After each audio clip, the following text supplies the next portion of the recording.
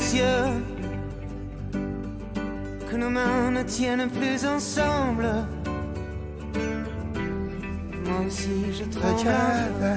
Vous l'imitez bien. Vous trouvez? Je suis pas sûr qu'il C'est apprécie. petit Raphaël, non, il appréciera pas du tout. Mais j'aime imiter les chanteurs français qui ont des voix singulières, effectivement. Ce sont toujours de beaux exercices. Il y a un petit peu de Christophe. Oui, il a surtout du Raphaël, parce que c'est Raphaël qui nous a ému sur la caravane. Et c'est vrai qu'il va garder de son patronyme que le prénom, Oui. à l'instar de Christophe, dont c'est un grand admirateur. C'est pour ça que je citais Christophe. C'est vrai que lorsqu'on l'entend, bien sûr que c'est Raphaël, bien sûr qu'il s'est fait un prénom dans ce métier, mais c'est vrai qu'il y a une petite influence dans les compositions. Alors, le Raphaël, pourquoi on en parle aujourd'hui? C'est qu'il revient sur scène, il revient avec de nouvelles chansons. Avec un nouvel album et tout de suite une nouvelle scène parisienne. C'est-à-dire qu'il n'a pas attendu de faire le tour de la France pour revenir à Paris. Lui, tout de suite, il a voulu présenter ses chansons tout de suite à Paris, au Casino de Paris. C'était au Casino de Paris, c'était la semaine dernière. Un album qui compte beaucoup pour lui, son 8e album. Les 2 derniers ont été des vrais succès critiques, encensés par la critique. On ne peut pas dire, bien sûr qu'il a rencontré un public, bien sûr qu'ils ont tous les deux été disques d'or. Allez-y, dites-le. Mais voilà, on arrivait de Caravane 1 800 000 exemplaires. Les deux derniers albums, on était autour de 50 000. Donc, pour vous dire qu'il y avait quand même un petit différentiel, mais il s'est fait plaisir. Une amplitude. Là, on peut penser vraiment qu'il va renouer sa grande histoire d'amour avec le grand public. Son histoire d'amour avec le grand public, elle s'est renouée en librairie cet été, puisqu'il a été prix Goncourt de la nouvelle avec Retourner à la mer.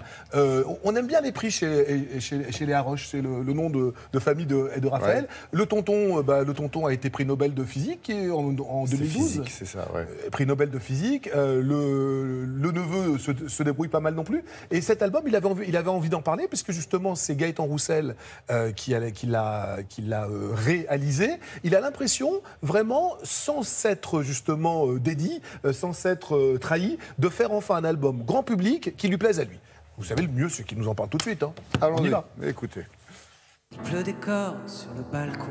Raphaël, comment vous sentez-vous à 2 heures maintenant de monter sur scène? Je me sens un peu stressé parce que c'est quand même un peu stressant, mais en même temps, c'est une fête pour moi. L'année la plus chaude de tous les temps. L'année la plus chaude de tous les temps.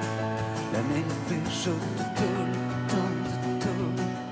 Le track, c'est un compagnon fidèle? J'aime bien moi le track, j'aime bien l'idée d'avoir peur en règle générale dans la vie. Je trouve que rien ne se produit sans la peur. Qu'on fasse de l'alpinisme ou de la scène, c'est pareil, quoi, sauf qu'on risque un peu moins sur scène après. L'année la plus chaude de tous les temps. De sortir de votre zone de confort, c'est quelque chose qui vous fait avancer? D'aller puiser dans les réserves, oui, c'est ça, vous avez raison, c'est ça, la zone de confort, c'est des choses comme ça. Paris est une fête, mais la fête est finie, mais la fête est finie. Paris est une fête. Quelle liberté vous donne la littérature que ne vous donne pas l'écriture de chansons? C'est plus de liberté parce qu'il n'y a pas de marketing dans un livre. C'est ça qui est extraordinaire. Enfin, ça ne coûte pas un rond de faire un livre. Il suffit juste de l'écrire et ensuite de l'imprimer, quoi. Mais je veux dire, il n'y a pas d'investissement, donc on fait vraiment ce qu'on veut. On en vend deux, personne n'est triste, quoi. C'est pas grave, ça rejoint la pile des milliards de livres qui ne sont jamais vendus. Mais on ne fait pas ça pour ça, je crois. Je ne t'ai pas oublié, et nos fièvres d'Asie. Cet album est réalisé par Gaëtan Roussel. Comment qualifieriez-vous votre relation avec lui? Ce qui n'a pas de prix, c'est quelqu'un qui attend quelque chose de vous. Et si vous rentrez en studio et qu'il y a un ingénieur du son, un producteur qui dit « je sais pas, on verra bien », ça marche pas. Mais c'est souvent le cas. C'est « qu'est-ce que tu attends de moi ?» Et lui, il avait une idée vraiment précise. Et ça, c'est formidable. Soignez la tropicale maladie et nos fièvres d'Asie.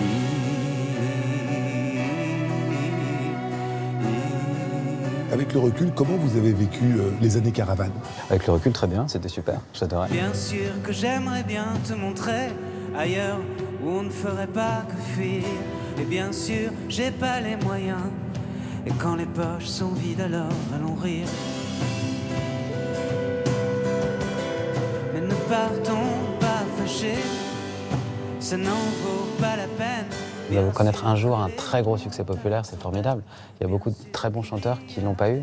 Et peut-être que c'est quelque chose de toujours un peu inassouvi. Après, une fois qu'on l'a connu, on se dit qu'on ne court pas après ça, on ne fait pas de la musique pour ça. Mais ne partons pas fâchés, ça n'en vaut pas la peine. Mais c'est toujours un double désir. À la fois, on a envie de faire des choses très personnelles, voire déroutantes. Et à la fois, on a envie de plaire aux gens et de faire des choses populaires.